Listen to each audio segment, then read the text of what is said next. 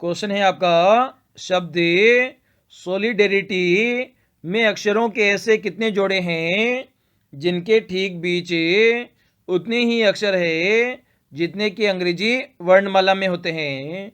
मतलब ए से हमने डी लिखा तो ए आपका 1 नंबर पे आता है, डी आपका 4 नंबर पे आता है। तो बीच में कितने अक्षर हो सकते हैं? तो बीच में 2 अक्षर हो सकते हैं, बी और सी। तो 1 2 3 4 तो 1 से हम 4 पर गए तो ए और डी का आपका यहाँ पर जोड़ा बन गया। तो इस प्रकार के जोड़े आपको यहाँ पर फाइंड आउट करने हैं।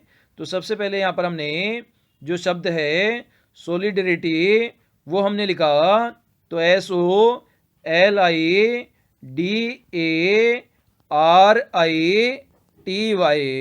सॉलिडेरिटी हमने लिखा। तो एस आपका कितने नंबर पे आता है? एस 19 नंबर पे आता है।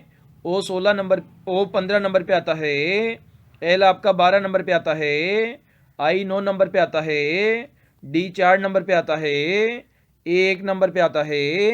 आर आपका 18 नंबर पे आता है। आई आपका 9 नंबर पे आता है। टी आपका 20 नंबर पे आता है और वाई आपका 25 नंबर पे आता है। तो सबसे पहले हमें 19 से स्टार्ट करेंगे। तो 19 के बाद 20, 20 के बाद 21, 21 के बाद 22, 22 के बाद 23, 23 के बाद 24, 24 के बाद 25। तो सबसे बड़ी संख्या 25 है। तो ये एस से आपका कोई भी जोड़ा नहीं बनेगा। अब हमें ओ से स्टार्ट करते हैं।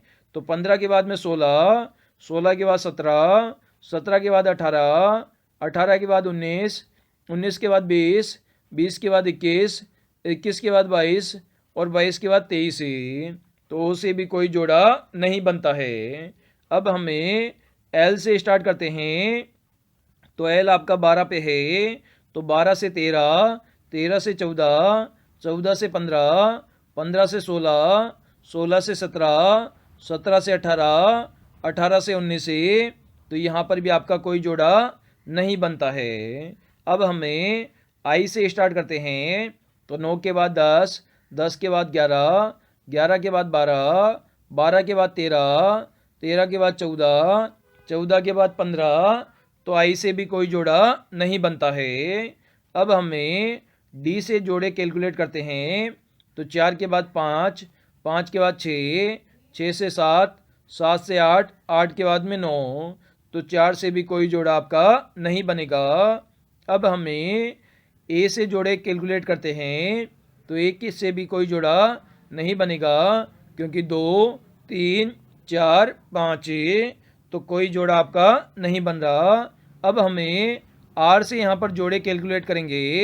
तो आर के बाद में जो कि 18 नंबर पे है 19 और 20। तो यहाँ पर आर और टी का यहाँ पर जोड़ा बन जाएगा। तो आई से हम अब जोड़े बनाएंगे। 9 के बाद 10, 10 के बाद 11, 11 के बाद 12, 12 के बाद 13, 13 के बाद 14, 14 के बाद 15। तो 15 आपका यहाँ पर मिल गया और 9 आपका यहाँ से स्टार्ट है। तो आई और ओ का यहाँ पर जोड़ा बन जाएगा। तो जोड़ों की संख्या कितनी हो जाएगी? 2 आपके जोड़ों की संख्या हो जाएगी। तो सॉलिडेरिटी जो शब्द है उसमें 2 पेयर आपके बन जाएंगे और ऑप्शन नंबर बी यहाँ पर हमारा करेक्ट आंसर हो जाएगा। आपका यदि 17 दिसंबर 1899 को शनिवार था तो 22 दिसंबर 1901 को कौन सा दिन होगा? तो सबसे पहले यहाँ पर हमने लिखा 17 दिसंबर जो आपका 1899 है उसको कौन सा वार है? शनिवार है। तो शनिवार से हमें स्टार्ट करना है। तो दिसंबर में अब कितने दिन बचे? आपके 31 दिन होते हैं। 31 में से हमने 17 को घटाया तो यहाँ पर दिनों की संख्या 24 बची। और ये उसके बाद में आपका सन कौन सा आ जाएगा? 1900 आ जाएगा। और 1900 में दिनों की संख्या आपके 365 होती है। और आप सभी जानते हैं जो आपका सप्ताह होता है उसमें दिनों की संख्या 7 होती है। तो 7 का हमने भाग दिया तो 7 पंजे 35, 1 बचा, 5 उतारा तो 15 हो गया, 7 दूनी 14, 15 में से 14 घटाया तो शेष दिन आपके कितने बचे? 1 बचे। तो अब हमें जो आपका 1901 है उसके अंदर चलते हैं।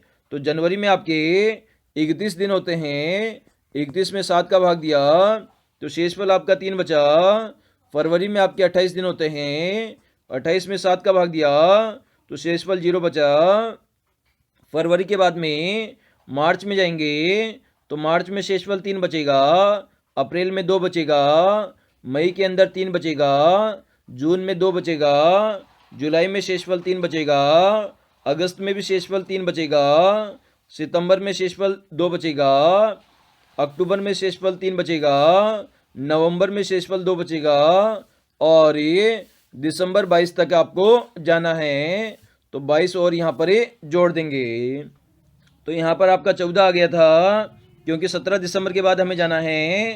तो 31 में से 17 घटाया तो यहाँ पर कितना बचा आपका? 14 बचा।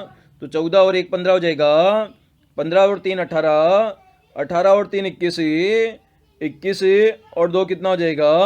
23 हो जाएगा, 23 और 3 26, 26 2 28 हो जाएगा, 28 और 3 31, 31 और 3 34, 34 और 2 36, 36 और 3 39, 39 और 2 41 और 41 और 22 कितना हो जाएगा? यहाँ पर 63 हो जाएगा। 63 में हम 7 का भाग देंगे क्योंकि सप्ताह में 7 दिन होते हैं और उसके बाद वही वार आपका रिपीट हो जाता है। तो 7 नाम 63 पूरा पूरा भाग जाता है। तो शेष दिन यहाँ पर कितने बचते हैं? 0 बचते हैं। तो 17 दिसंबर 1899 को आपका शनिवार था। तो यहाँ पर 22 दिसंबर 1901 को भी कौन सा वार हो जाएगा? शनिवार ही आपका वार हो जाएगा क्योंकि शेष दिन आपके 0 है। तो ऑप्शन नंबर डी यहाँ पर हमारा करेक्ट आंसर हो जाएगा।